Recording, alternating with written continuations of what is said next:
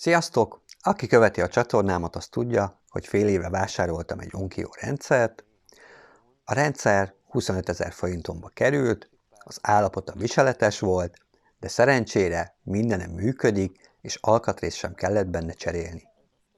Ez igen jó ár a rendszerért, általában csak az erősítőért elkérnek nagyjából ennyit. Állapottól függően. A mai adásban az Onkyo DX6920-as CD lejátszót fogom a magam módján bemutatni, és elmondani, hogy mire számíthat az ember, ha egy ilyen készülékkel találkozik.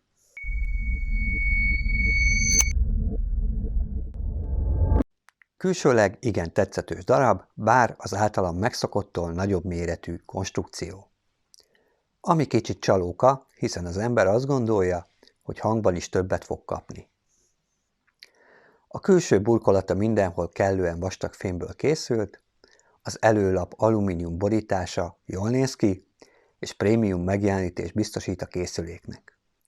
A hátoldalán egy pár RCA csatlakozót, egy optikai csatlakozót, valamint a távvezérléshez szükséges 3,5-es mono jack csatlakozókat találjuk. A tápellátást biztosító vezeték beépített, és egy EU dugvillát találunk a végén. Az előlap bal oldalát a CD tálca uralja, középen a kijelző kapott helyet, alatta a vezérlő gombokat találjuk. Jobb oldalt a fejhallgató jack csatlakozóját, a hozzátartozó hangerőszabályzót, felette a funkciógombokat és a számgombok foglalják el a helyüket. A kijelző zöld színű és megfelelő mennyiségű információt jelenít meg. Funkciókból kapunk számismétlést, kevert számlejátszást, programozható lejátszást, kazettára másoláshoz időbeállítást. A stabil áramellátásért felelős áramkör jól kiépített és megfelelő mennyiségű alkatrészt tartalmaz. A CD mechanika, az olvasófej és a hozzátartozó elektronika mind Sony gyártmány.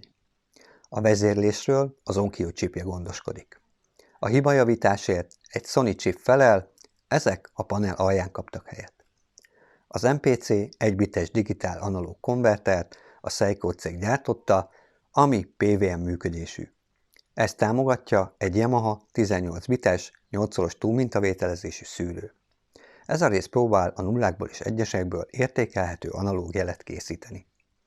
Az akupulsz elnevezés arra utal, hogy a kvarcrudacska egy rezgést elnyelő anyagba van beágyazva. JLC műveleti erősítők mellett dual mono elektronika fogadja a jelet. Elég ritkán hallgatok CD albumokat, azért akad jó néhány. Ez a lejátszó belépőszintű, nem audiofileknek vagy vágyfülűeknek készült.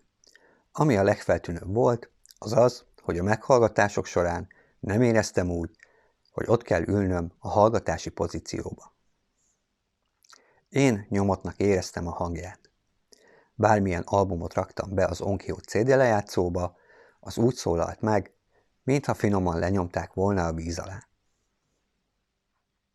Az egész frekvencia sávra lehelletnyi fátylat húzott.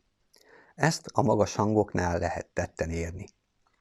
Megvannak a magas hangok, a részletek is jönnek, de én visszafolytottnak éreztem, mintha takargatná.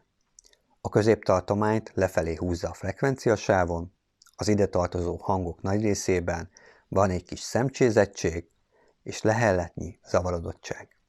Leonard Cohen albumát hallgatva ez jól megmutatkozik. A mély hangok egész jók, de itt is visszafogott a lejátszó.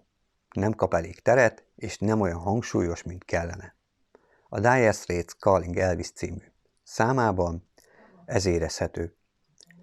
Amikor leültem ezt a CD játszót hallgatni, több erősítő hangfal párosítással, akkor minden esetben folytottnak éreztem, de amikor összehasonlítottam egy másik CD lejátszóval, jelen esetben egy Technics SLPS 670D-vel, ami az Onkyo-nál egy modernebb lejátszó, akkor fedeztem fel ezeket a nagyon finom eltéréseket, amik összességében okozzák azt, hogy miért éreztem visszafogottnak, lefolytottnak, levegőtlennek az Onkyót. Ha kiszámolom ennek az egy komponensnek az árát, és az ár-érték arányt nézem, akkor 6250 forintért kaptam egy jó dizájnnal rendelkező, kategóriájában jó hangú lejátszót, ami nem erőlködik. Nem túloz el semmit, inkább visszafogottan szólal meg. Kinek éri meg ilyet vásárolnia? Talán annak, aki csak a háttérnek hallgat zenét CD-ről, és nem a zenére fókuszál. Szerintem 5 és 8 ezer forint között éri meg, állapottól függően.